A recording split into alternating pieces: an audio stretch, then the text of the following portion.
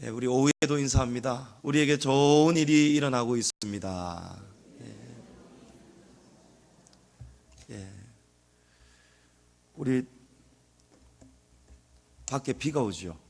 예, 비도 오고 이런 날 여러분 오전에도 제가 영상 올라온 걸 보니까 제가 1시간 3분을 설교를 했더라고요. 예, 참 진짜 우리 성도님들 대단하십니다.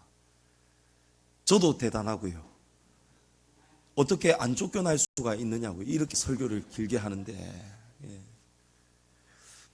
그래서 제가 마음먹기를 주님 오늘 웬만한 보통 교회 목사님들 보니까 25분, 30분 조금 우리 시찰에서 설교 좀 길게 하시는 목사님이 한 45분 이 정도 설교하시던데, 제가 보기에는 제가 보통 한 분 한 편 설교하시는 2편을 제가 거진 준비를 하고 하는 것 같더라고요. 그래서 오늘 오전에 충분히 여러분 말씀 잘 드셨으니까 주님 오후 예배는 그냥 여러분 굉장한 지금 기대를 하시는 것 같은데 그런 생각이 확 드는 거예요. 예. 그냥 생각 한번 해봤다는 것입니다. 예. 그래서 오늘 밖에 비도 오고 그래서 여러분 오랜만에 우리 천상의 노래 한번 같이 불렀으면 좋겠습니다. 우리 가사가 전사님 있습니까? 예. 우리 찬양집 340장인데 찬양집 악보가 필요하신 분들은 뒤에 비치가 되어 있습니다. 우리 천상의 노래.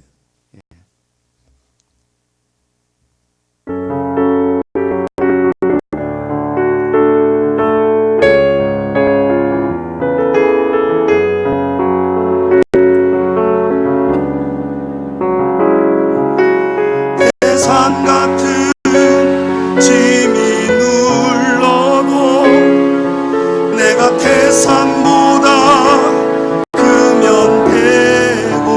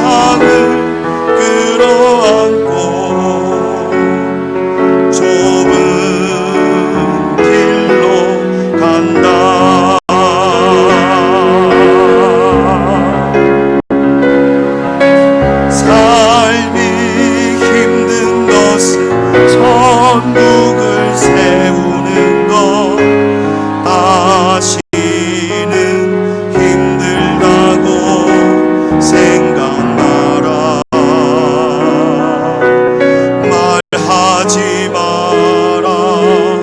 꿈에라도 속지 마라.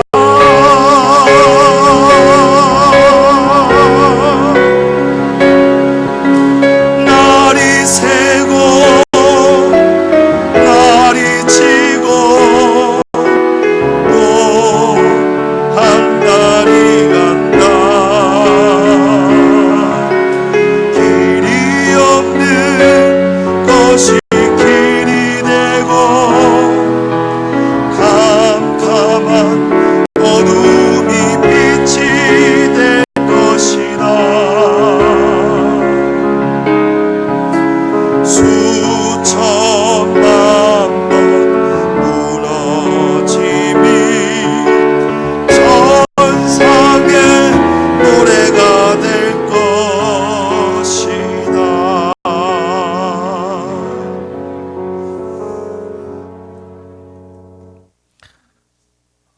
17세기 영국 침례교 아주 유명한 설교가, 여러분 존 번연이라는 사람 아마 많이 들어보셨고 하실 겁니다. 바로 철로 역정이라는 그 유명한 책을 지은 목사님인데, 워낙 유명한 책이죠. 영화로도 많이 제작이 되고. 근데 그 철로 역정 책의 서문에 보면 이런 말이 있습니다. 성경은 우리가 그리스도인이 되었다는 사실이 결코 고난에 대한 면죄부라고 가르치지 않는다. 고난을 받을 때 오히려 주께 당당히 영광을 돌리면서 살아야 하며 그 고난의 길을 걸어가야 마침내 승리자가 된다. 이렇게 시작을 합니다. 우리 인생이 천국 지금 향해서 천국을 찾아서 우리가 지금 한 걸음 한 걸음 걸어가고 있습니다. 우리 주님이 언제 오실지 모르겠지만 정말 세상의 끝이 나면은 예수님께서 온 천하의 복음이 다 전파가 되면은 그제야 끝이 온다 말씀하셨는데, 이제 미전도 종족이 거의 얼마 남지가 않았답니다. 우리 김다니엘 선교사님 오셨을 때 직접 들은 이야기죠. 이제 더 이상의 성경 번역의 필요성이 이제 아예 끝이 났다는 거예요. 웬만한 미전도 종족 그런 곳에 성경을 읽을 수 있는 기회가 지금 다 들어갔다는 거예요. 이제 주님 이제 언제 오실지 그거는 하나님 아버지만 아시는데, 세상이 돌아가는 것을 보면은 정말 점점 더 가까워지는 것은 분명합니다. 이제 우리 이 땅에서의 철로 역정, 천국을 찾아서 우리가 온갖 역경을 겪으면서 가는 이 걸음이 이제 곧 끝이 나면은 우리가 여기서 짊어졌던 이 죄악의 짐, 모든 짐을 주님이 그때 다 벗겨주시는 겁니다. 이 철로 역정 책을 보면 주인공이 이 죄악의 무거운 짐을 지고 멸망의 도시를 떠나서 영생의 나라 천국으로 가기 위해서 순례길을 떠납니다. 그때 현자를 만나게 되는데 어떻게 하면 천국을 갈 수 있습니까? 그러니까 그 사람이 하는 말이, 저 멀리 좁은 문, 좁은 길이 보이세요? 라고 묻는 거예요. 그래서 저 길이 눈으로 보기에는 바로 저기에 보이고 닿을 것 같지만 그 길을 가기까지 수많은 유혹과 미혹이 있기 때문에 절대 흔들리지 말고 반드시 천국은 저 좁은 길을 지나가야 됩니다 라고 알려주었어요. 그리고 천국을 찾아가는 동안에 많은 사람을 만나는데 그 중에 어떤 사람은 이 순례자를 응원을 하는 거예요. 아, 정말 당신 대단합니다. 무겁지 않으세요? 이 좁은 길을 어떻게 가시려고 그쪽으로 가고 계십니까? 정말 대단합니다. 막 천사들이 나타나서 응원을 하고 위로를 하는 거예요.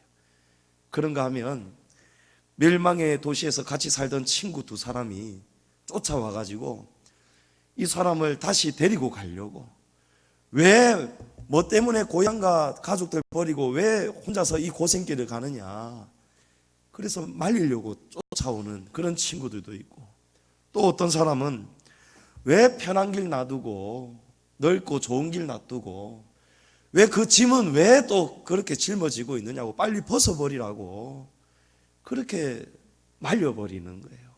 여러분, 이것이 우리가 천국 가는 길에 날마다 싸워야 되는 영적인 싸움입니다. 우리가 성령을 받고 은혜를 받았다, 여러분, 절대 그게 끝이 아니죠. 오늘 제가 오전에 말씀드렸던 그 청년의 이야기도 마찬가지고, 여러분, 신앙생활이 늘 즐거울 수가 없어요. 항상 우리 신앙생활에 고비가 다가오게 되어 있습니다.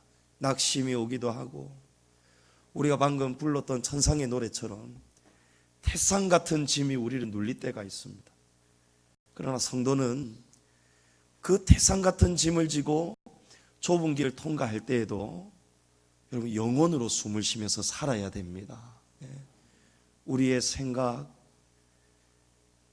내가 그동안에 살아왔던, 내가 붙잡아왔던 삶의 가치관들, 여러분, 그 모든 것도 고향과 친척과 아버지의 집을 아브라함이 떠난 것처럼 우리가 다 놓아버려야 됩니다. 그래야 영혼으로 숨을 쉴 수가 있습니다. 사단은 우리가 은혜의 보좌로 천국으로 가까워지면 가까워질수록 마지막까지 우리를 넘어뜨리려고 합니다. 천국 가는 길이 정말 쉽지가 않지요. 우리 교회가 당하는 고난만 봐도 그렇습니다. 예수님의 제자들이 사도 요한 사도 빼고는 나머지가 다 순교를 당했습니다.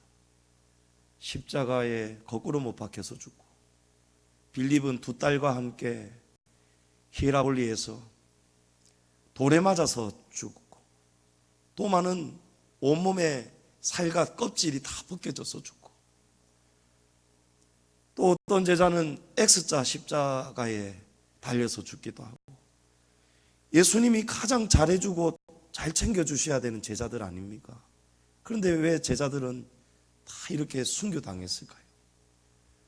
여러분, 진리를 전하면 사단이 가만두지를 않습니다. 예수님도 진리를 전하고 부자 청년에게도 그렇고 나사렛 사람들에게도 그렇고, 예수님이, 하나님이신 예수님이 진리를 전하시는데 세상은 그 진리를 거부하는 거예요. 우리가 성령을 받았을 때 여러분, 전부 다 성령, 뜨거운 은혜, 경중은 다 다르겠지만 우리 분명히 하나님 만났습니다. 우리 은혜를 다 알고 있습니다. 우리 청년들 한 사람 한 사람 보면요, 제가 오늘 오후에도 앉아 있으면서 우리 앞에 찬양하는 우리 자매들, 지체들 봐도 그렇고 너무너무 신기한 거예요. 누가 이렇게 사람을 바꿀 수 있죠? 여러분, 사람이 못 바꿉니다. 목사가 아무리 설교 유창하게 잘해도 절대 못 바꾸죠. 여러분, 성령님이 우리 안에 임하시지 않으면은 우리가 옛사람이 새사람이 될 수가 없습니다. 성령의 사람이 우리가 되었는데 오늘 말씀을 보면은 너희가 어떻게 다시 옛사람으로 육신으로 돌아갈 수 있겠느냐. 사도 바울이 믿음으로 구원을 얻는다라고 분명하게 가르쳐 주었는데 이 복음은 예수님께 배운 복음이었거든요. 그런데 갈라디아 사람들이 사도 바울이 떠나고 난 다음에 거짓 교사들이 들어오면서 오직 믿음으로, 예수님을 믿는 믿음으로만 가지고는 안 된다는 거예요. 할례도 받아야 되고 율법의 행위도 여전히 율법을 완벽하게 지켜야, 그래야 천국 갈 수 있다는 거예요. 그래서 사도 바울이 오늘 이 말씀을 하는 겁니다. 어리석도다 갈라디아 사람들아, 너희가 믿음을 배웠는데, 진리를 배웠는데 어떻게 다시 너희가 다시 초등학문으로, 옛사람으로, 성령으로 시작했다가 육체로 마치려고 하느냐는 거예요. 여러분, 베드로후서 2장 20절에 우리가 가슴에 깊이 새겨야 되는 말씀이 있습니다. 만일 그들이 우리 주 대신 구주 예수 그리스도를 알므로 세상의 더러움을 피한 후에 다시 그 중에 얽매이고 지면 그 나중 형편이 처음보다 더 심하리니 의의 도를 안 후에 받은 거룩한 명령을 저버리는 것보다 알지 못하는 것이 도리어 그들에게 나으니라 라는 거예요. 이 말씀은 오늘 사도 바울의 말씀과 일맥이 상통하는 말씀이에요. 성령으로 시작하였다가 육체로 돌아가면은 손해볼 게 너무 많다는 거예요. 나중 형편이 더 어려워진다는 거예요. 차라리 의의 도를 안 후에 거룩한 명령을 저버리는 것보다 처음부터 알지 못하는 것이 차라리 낫다는 거예요. 그러나 안타깝게도 성령으로 시작해서 육체로 마치는 사람들이 성경 시대에도 있었습니다. 구약에서는 사울이라는 왕이 성령으로 시작해서 육체로 돌아간 대표적인 인물입니다. 사울은 모든 지파 중에서 정확하게 하나님이 사울을 왕으로 세워주셨습니다. 택해 주셨어요. 사무엘 선지자를 통해서. 성령의 기름 부으심을 받았고, 그리고 이스라엘의 초대 왕이 되면서 하나님과 사무엘 선지자에게 사랑을 받았고 백성들에게는 존경을 받았던 왕이었습니다. 사무엘상 10장 10절에 보면 하나님의 영이 사울에게 크게 임함으로 그가 그들 중에서 예언을 하였다라고 되어 있어요. 사울이 하나님께서 그냥 막 성령을 막 그냥 쏟아 부어 주셨어요. 선지 생도들이 산에서 기도하고 내려오는데 그들과 같이 춤을 추고 성령을 받으니까 같이 예언을 하면서 왕이면서도 선지자의 역할까지도 어쩌면 큰 기름을 부음을 받았던 바로 그런 왕이었어요. 성령이 정말 뜨거웠던 왕이었습니다. 그런데 이런 사울이 어디서 넘어지고 어디서 육의 사람으로 돌아가냐면 하나님께서 사무엘 선지자를 통해서 이스라엘이 출애굽해가지고 광야에서 길을 좀 지나가기 위해서 아말렉에게 협조를 구했는데 이 아말렉이 이스라엘을 그렇게 못되게 괴롭혔습니다. 오히려 이 불쌍한 민족들을 약탈하기 위해서 전쟁을 일으킨 거예요. 그게 바로 모세의 팔이 올라가서 이겼던 전쟁이었습니다. 전쟁에서 하나님이 아말렉을 패하게 만드셨지만 그것으로 하나님이 끝나지 않으셨어요. 하나님이 이 악한 민족을 사울 왕에게 완전히 쓸어버려라, 진멸하라 명령하셨습니다. 그 왕도 아말렉 왕 아각도 그 자리에서 바로 진멸하여라. 그들의 짐승도 다 죽여라. 남자이든 여자이든 나이 많은 노인이든 어린아이든 아무것도 가리지 말고, 이 민족은 하나님 앞에서 너무 악한 민족이니까 다 쓸어버려라, 다 죽여버려라 하나님이 말씀하셨어요. 그런데 우리가 잘 아는 것처럼 사울이 여기서 순종을 하지를 못합니다. 사울이 좋은 기름지고 살찐 소와 양 그런 것들을 죽이는 것을 기뻐하지 않았다라고 되어 있습니다. 하찮은 것들은 그냥 진멸하는데 돈이 되겠고 좀 자기에게 유익이 되겠다 싶은 거는 이거는 뒤로 빼돌려 버리는 거예요. 사무엘 선지자가 찾아왔습니다. 왕이여, 이 소와 양의 울음소리들은 어찌된 일입니까? 라고 하니까 사울이 우리 백성들이 이런 것을 남겨두었다가 우리 거룩하신 하나님 제사 드릴 때 이 좋은 짐승들을 바치면 좋겠다. 그래서 일이 되었습니다. 여러분, 거짓말하고 있죠. 사울이 거짓말을 하는 거예요. 여러분, 하나님은 우리의 마음을 다 감찰하고 계시는 것을 믿으시죠? 우리의 마음과 생각을 다 알고 계십니다. 아나니아와 삽비라가 왜 한날에 비명을 달리했습니까?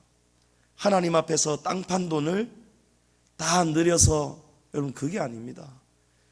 하나님 앞에 조금 더 드려야 되는데 덜 드려서가 아니고 하나님이 알고 물으시는데도 마지막까지 하나님 앞에서 거짓말을 했기 때문에, 거짓 증거를 했기 때문에 하나님이 용서하지 않으신 것입니다.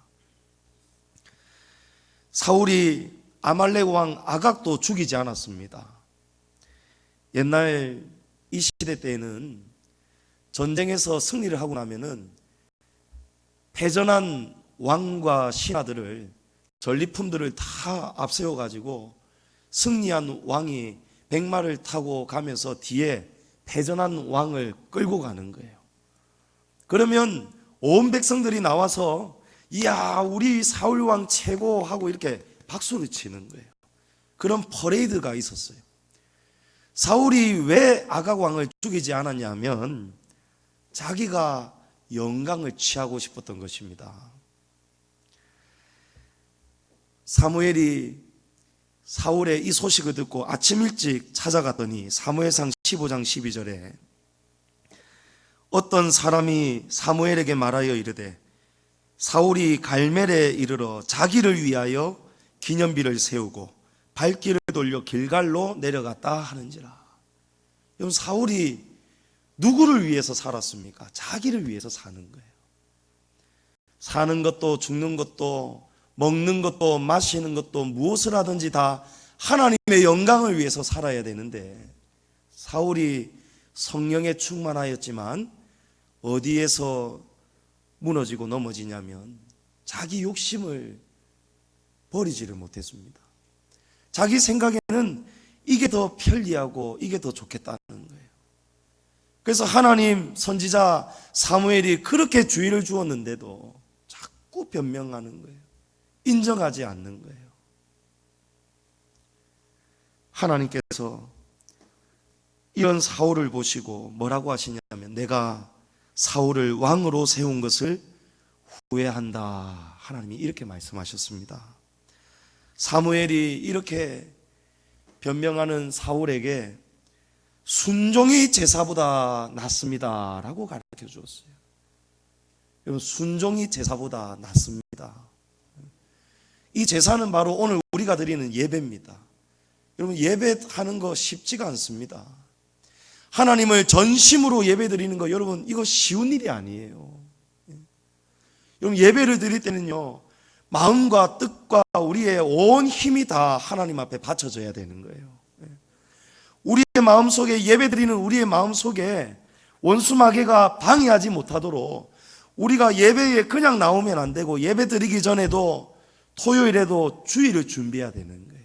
하나님 내일 목사님께서 지금 말씀을 준비하고 계실 건데 그 말씀이 제 말씀이 되게 해주세요. 그 말씀을 듣고 제가 반응하고 움직이고 행하는 믿음이 되어서 하나님 영광을 위해서 살게 하시고 땅에서도 잘 되고 하늘에서도 잘 되게 하시고 우리의 가정도 복을 받고 우리의 자녀들도 복을 받을 수 있도록 하나님 제가 예배에서 승리할 수 있도록 승리하는 예배자가 되게 해 주옵소서. 여러분 이렇게 예배를 준비하셔야 되는 거예요. 하나님 앞에 나올 때 빈손으로도 못 나오죠. 하나님 앞에서 마음을 다 들여서 하나님 이렇게 기쁜 마음으로 예물을 준비하였습니다. 또 찬양을 드릴 때에도 영으로 찬양해야 되거든요. 기도를 할 때에도 영으로 기도를 해야 되고 말씀을 들을 때에도 여러분 영으로 들으셔야 되는 거예요. 그래서 하나님은 예배하는 자를 찾으시는데 영과 진리로 예배하는 자를 찾으신다는 거예요. 그런데 이런 예배에 대해서 지금 다 말씀드릴 수는 없지만 이런 영과 진리로 드려야 되는 이 어려운 예배보다도 뭐가 더 어렵냐면 순종이 더 어렵다는 거예요. 순종이 제사보다 낫습니다. 순종하는 것이 하나님을 예배 드리는 것보다도 훨씬 더 어렵고 힘든 일입니다 라는 거예요. 우리가 예배는 이렇게 앉아서 드릴 수 있습니다. 그러나 순종은 가만히 이 자리에 앉아 있는다고 드릴 수 있는 게 아니에요. 순종은 자기가 죽지 않으면 드릴 수가 없어요. 내 마음을 부인하지 않으면 자기 자신을 부인하고 자기 십자가를 지지 않으면 여러분 십자가의 길, 좁으면 좁은 길 못 들어갑니다. 그래서 우리는 날마다 죽어야 되는 거예요. 사도 바울이 나는 날마다 죽노라. 갈라디아서 2장 20절에도 이제는 내가 사는 것이 아니고 나를 사랑하사 나를 위하여 자기 목숨을 버리신 하나님의 아들을 믿는 그 믿음 안에서 사는 것이다. 여러분 우리 안에 이 믿음이 넘치시기를 축복합니다. 여러분 자기를 사랑하면 하나님 말씀에 순종할 수도 없고 성령님을 기쁘게 해드릴 수가 없어요. 성령님이 기쁘지 않으시면 성령님이 우리에게서 머물러 계시지를 않습니다. 회개할 기회를 주고 돌아설 수 있는 기회를 주시면서 그런데도 사울처럼 마지막까지 변명하고 자기를 변호하고 자기를 앞세우고 백성의 핑계를 대고 이 핑계 저 핑계 대면서 마지막까지 잘못을 인정하지 않으면요 성령님의 근심하시는 거예요. 성도 여러분, 살아도 주를 위해 살고 죽어도 주를 위해 죽으셔야 됩니다. 그러나 육신의 사람은 살아도 나를 위해 사는 거예요. 살아도 내 생각을 위해 사는 거예요. 진리의 잣대가 분명한데도 하나님이 주의 종을 통해서 가르쳐 주시고 권면을 하는데도 여러분 사는 것도 죽는 것도 자기예요. 자기를 사랑하면 한 마음이 될 수가 없습니다. 교회가 어떻게 해야 한 마음이 될 수 있을까요? 여러분 가족들이 다 식구 수가 다 다르겠지만 제일 적은 가족 단위 부부만 보더라도 여러분 가정이 하나 되는 일이 쉬운 일이 아니죠. 여러분 항상 하나가 되시는가 봐요. 이거 어려운 일 아닌가요? 어렵습니다. 한 이불을 덮고 사는 가장 가까운 부부도 마음이 다를 수가 있어요. 그런데 교회에 수백 명이 모여 있는 이 교회 공동체에서 혈액형도 다르고 성격도 다르고 기질도 다르고 어떻게 한 마음이 될 수 있겠습니까? 너희 안에 이 마음을 품으라. 곧 그리스도 예수님의 마음이니. 여러분 예수님의 마음으로 우리가 하나의 마음으로 똑같아져야 되는 거예요. 그래서 누군가는 예수님의 마음, 예수님의 생각하고 조금 다르다 할지라도 그 다른 것을 우리가 순종하고 복종해 나가야 주님의 교회가 하나가 될 수 있는 것입니다. 교회는 하나님의 나라와 의를 구하는 곳입니다. 우리의 생각이 아니고 주님의 인도, 주님이 가르쳐 주신 진리대로 우리는 배우고 살아야 되는 거예요. 구약 시대에는 율법으로 구원을 받았습니다. 구약 시대에는 양이나 소를 끌고 가서 제사장 앞에 끌고 가서 자신의 죄를 그 짐승의 머리에 안수해서 죄를 전가시켜서 내가 죽어야 되는데 이 짐승의 피를 흘려서 우리의 죄가 사함을 받았습니다. 그리고 율법을 지켜야 되는 거예요. 그런데 예수님은 이제 내가 너희를 쉬게 하리라 말씀하셨습니다. 수고하고 무거운 짐진 자들아. 여러분 이 말씀이 율법 때문에 무거운 짐 때문에 지금 엄청 무거운 짐을 진 너희 영혼들아, 이제 내가 너희를 쉬게 할 것이다. 무엇입니까? 예수님의 십자가로 우리를 쉬게 해주시겠다는 거예요. 이제 너희는 더 이상 짐승의 피를 흘리지 않아도 된다. 너희는 이제 더 이상 그런 무서운 대제사장이 1년에 한 번 지성소로 들어가는 그런 위험한 일을 안 해도 언제든지 십자가 지성소로 들어와서 예수님의 이름을 믿는 믿음으로 기도하면 예수님이 우리의 죄도 사해 주시고 우리를 구원해 주시겠다는 거예요. 그런데 갈라디아 사람들이 이 복음을 들었는데 다시 지금 돌아가 버린다는 거예요. 사랑하는 성도 여러분, 오늘 제가 예로 들었던 이 사울이라는 인물은 사무엘 선지자의 권면을 끝내 여러 가지로 변명하고 뉘우치지도 못하고 또 회개하지도 못했습니다. 그 결과로 성령님이 떠나자마자 사울이 당했던 고통은 악령에 시달려 버렸어요. 여러분, 우리의 마음에는요, 항상 두세 개밖에 없습니다. 이 두세 개는 공존할 수는 없는데요, 성령님이 계시든지 성령님이 계시지 않으면 우리는 사단의 영향을 받을 수밖에 없는 거예요. 그런 연약한 존재입니다. 그래서 우리가 날마다 깨어 기도해야 됩니다. 승리해야 됩니다. 우리가 왜 이런 인사를 합니까? 여러분, 실제로 전쟁이 있는 거예요.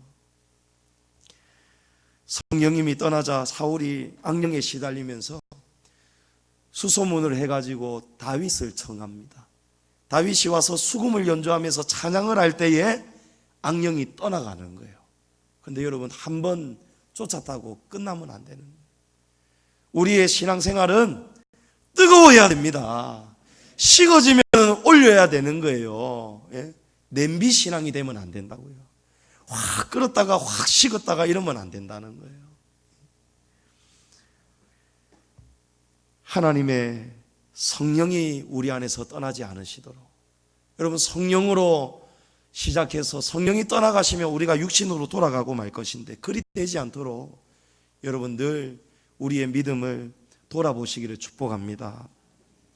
영국에 아주 유명한 로랜드 힐이라는 부흥 강사 목사님이 계셨는데, 이 목사님이 어느 날 길을 걷다가 어떤 한 사람이 돼지들을 끌고 가는 거예요. 이 돼지들이 그냥 이 사람만 졸졸졸 따라가는 거예요. 근데 궁금해서 어디를 저렇게 열심히 돼지들이 쫓아가는가 봤더니 돼지를 도살하는 도살장으로 다 따라가더라는 거예요. 여러분, 동물들은요, 감각적으로, 육감적으로, 본능적으로, 또 후각이, 동물 나름대로의 또 지각이 있기 때문에 지금 자기가 끌려가는 게 도살장이라는 것을 귀신같이 알게 된답니다. 피냄새와 자기들끼리 보내는 그런 소리 신호, 울음소리, 그거를 통해서 다 할 수 있다는 거예요. 그런데 도살장으로 이 한 남자를 그냥 졸졸졸졸 너무 잘 따라가는, 목을 그냥 막 묶어가지고 끌고 가도 얼마나 막 버티고 안 가려고 자기 죽는 줄 알기 때문에 얼마나 저항이 심합니까? 그런데 이 돼지들은 묶지도 않았는데 졸졸졸졸 따라간다는 거예요. 그래서 이 사나이가 도대체 어떻게 해서 이렇게 돼지들을 저 도살장으로 이렇게 쉽게 데리고 갈 수가 있느냐. 그러니까 그 사람이 웃으면서 하는 말이, 요거면 충분합니다 하는 거예요. 볶은 콩이에요, 콩. 콩을 계속해서 떨어뜨리는 거예요. 그러면 돼지가 이 콩을 주워 먹고 또 눈앞에 또 콩이 있으니까 또 따라가고, 먹으면서 따라가고, 먹으면서 따라간다는 거예요. 그럼 이게 바로 시험입니다. 원수마귀는 우리를 그런 유혹을 통해서 우리를 멸망의 길로 끌고 가려고 하는 거예요. 여러분, 예수님도 시험 받으셨어요. 원수마귀는 우리를 유혹하고 넘어뜨리려는 대상을 절대 가리지를 않습니다. 예수님께도 마귀가 찾아와서 마태복음 4장에 보면 지극히 높은 산으로 예수님을 끌고 가서 천하 만국과 영광을 보여주면서, 내가 만일 내 앞에 엎드려 절하면 내가 이 모든 것을 너에게 줄 것이다. 원수마귀가 예수님께 이런 제안을 했습니다. 그때 예수님께서 사탄아 물러가라, 기록되었으되 주 너의 하나님께 경배하고 다만 그를 섬기라 하였느니라. 예수님이 말씀으로 원수마귀를 물리치셨어요. 여러분, 원수마귀를 우리가 이기는 방법은 찬양과 기도와 말씀밖에 없습니다. 우리가 아무리 똑똑하고 뭘 가지고 싸우겠습니까? 눈에 보이지 않는 원수마귀를. 우리의 생각을 하나님의 말씀으로 싸워야 된다는 거예요. 예수님처럼. 여러분, 예수님을 믿는 사람보다 믿지 않는 사람들이 부자가 훨씬 더 많습니다. 그렇죠? 예? 여러분, 왜 대답이 없으세요? 여러분, 부자세요? 여러분, 돈이 많습니까? 아니지 않습니까? 통계를 보면요, 정말 하나님 잘 믿는 사람일수록 가난하고 고난이 많고 어려워요. 어렵습니다. 여러분, 왜 그런지 아십니까? 원수마귀가 예수님께 제안했던 것처럼 하나님을 믿지 않는 세상 사람들이 마귀에게 절하고 귀신을 사랑하고 제사 지내고 자기 마음대로 살고 마귀가 가져다 주는 대로 막 콩을 흘리면 그대로 막 받아먹고 가니까 마귀가 이 땅에서는 공중건세를 잡았지 않습니까? 부귀와 영화와 건세를 마귀가 지금 부릴 수가 있는 거예요. 그래서 마귀는 세상 임금이기 때문에 마귀의 길을 따라가는 사람에게는 마귀가 세상에서 누릴 것을 누리도록 이렇게 베풀어 줍니다. 그러나 여러분, 마귀는 공짜가 없습니다. 도살장에 끌려가는 이 돼지들도 공짜가 아니죠. 이 콩은 공짜가 아니었습니다. 콩을 주는 대신에 그 대신에 자기의 영혼을 지금 바쳐야 되는 거예요. 도살장에 가서 자기 목숨을 바쳐야 되는 거예요. 마귀를 따라가고 마귀에게 절하면요, 그 대가로 마귀에게 영혼을 바쳐야 되는 거예요. 영원한 지옥불로 여러분 끌려 들어갈 수밖에 없는 것입니다. 그러면 이제 우리가 마귀의 미혹에서 유혹에서 우리가 당하지 않으려면 여러분 어떻게 해야 되겠습니까? 여러분 찬송으로 이기셔야 되는 거예요. 여러분 마음이 정말 무겁고 어려울 때에, 세상 정말 내 마음 너무 아프고 괴로울 때, 여러분 목사도 여러분 마음 몰라줄 때 있잖아요. 그럴 때에 하나님이 여러분 마음 알고 계시니까 하나님 앞에 우십시오. 하나님, 저 괴롭습니다.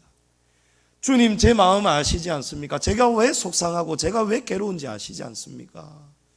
그러면 찬양하면요, 성령님이 찾아오시는 거예요. 우리 하나님은 이스라엘의 찬양 중에 거하시는 분이다라고 했습니다. 찬양을 하며 하나님이 오시는 거예요. 사울 왕이 악령이 들었을 때 찬양을 들을 때에 악령이 떠나간 것처럼 찬양을 드리면은 하나님이 오시는 거예요. 이거는 자동이에요. 우리가 전심으로 하나님을 찬양하면 아무개 성도가 지금 찬양하는구나, 나는 찬양 속에 무조건 임하는데 내가 가야겠구나. 하나님, 이스라엘을 지키시는 이는 졸지도 않으시고 주무시지도 않는다고 하셨어요. 새벽 1시든 2시든 언제든지 간에 하나님을 찬양하며 하나님이 찾아오십니다. 그러면 하나님의 빛이 임하면 어둠은 떠나갈 수밖에 없어요. 그러면 성령님이 정리를 하기 시작합니다. 아이고, 아무개 성도야, 아무개 집사야, 네 마음이 아픈 건 내가 안다. 그래, 내가 위로해 주마. 그래, 내가 내 마음을 안다. 하나님이 위로도 해 주시고요, 또 우리가 깨닫지 못하기 때문에 아픈 것이 있다면 하나님이 찬양하는 중에, 기도하는 중에 예수님처럼 말씀으로 예수님께서 쫓아냈지 않습니까? 원수 마귀가 시험을 가져다 주고 유혹을 할 때에도 예수님이 말씀을 딱 붙잡아 버리니까, 이 설득할 방법이 없네. 원수 마귀가 말씀의 진리를 확실하게 알고 있으니까 방법이 없는 거예요. 여러분, 말씀대로 살면 삽니다. 힘들어도 괴로워도 다니엘과 세 친구 보십시오. 하나님의 말씀을 붙잡으니까 풀무불에도 들어가고 사자굴에도 들어가지 않습니까? 그러나 말씀대로 산다고 여러분 죽었습니까? 아닙니다. 하나님 건져주셨습니다. 여러분, 이 원리를 아셔야 되는 거예요. 우리 성도님들, 성령으로 시작해서 성령의 충만함으로 살다가 하나님 앞에 서는 그날에도 성령의 사람으로 서시기를 주님의 이름으로 축원합니다.